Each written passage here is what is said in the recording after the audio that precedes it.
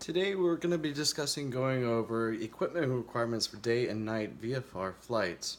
This is for Class Aviation 210.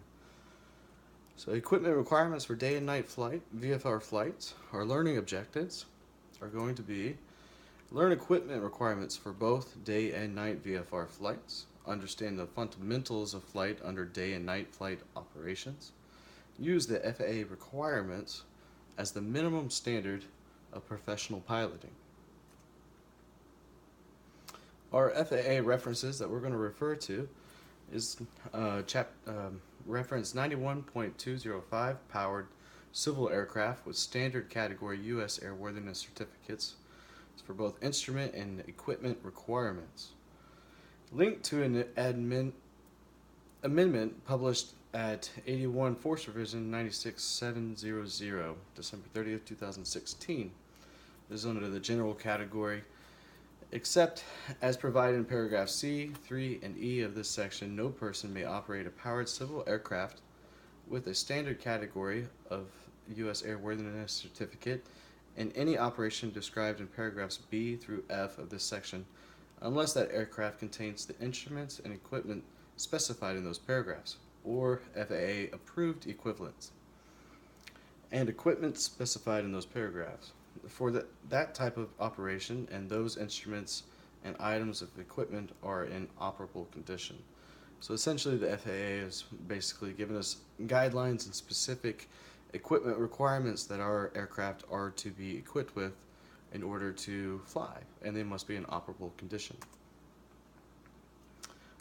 Introduction. The following lesson is vital in understanding the basic equipment during all flight operations. The importance of understanding the difference between day and nighttime operations is imperative in the overall success in becoming a professional pilot.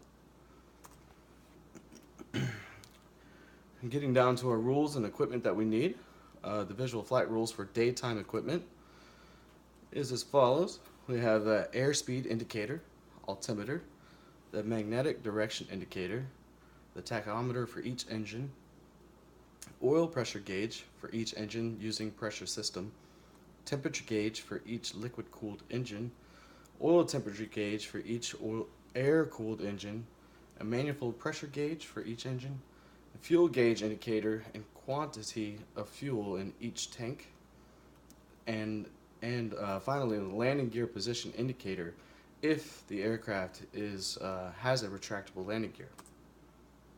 So our acronym that we're going to use for this will be A, tomato flames. Start with the A, as we already previously said, the airspeed indicator. The T is the tachometer. The O is for oil pressure gauge. M is for the manifold pressure gauge. The A is for altimeter. The T is for temperature gauge. The O is for oil temperature gauge. F is for fuel gauge. L is for landing gear position indicator if you have retractable landing gear. A is for anti-collision lights. M is for magnetic compass. E is for ELT. And S is for safety belts and harnesses. Next, we'll move on to our visual flight rules for nighttime equipment. So with the nighttime, we also use both not only the day equipment requirements, but a few extra for the nighttime operations as well. So the visual flight rules at night, for night operations, all of the above daytime instruments are required for night operations, along with some night operational rules. So for this, we'll use the acronym FLAPS. F is for fuses. You must have one complete spare set of fuses. L is for landing light. A is for anti-collision lights. P is for position lights.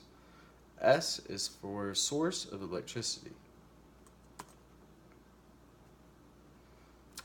And in conclusion, per the FAA Code of Regulations, certain aircraft must be occupied with certain instruments in order to meet the minimum flight qualifications.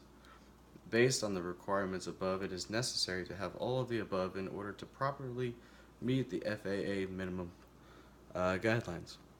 I hope this video was helpful, and good luck to everybody.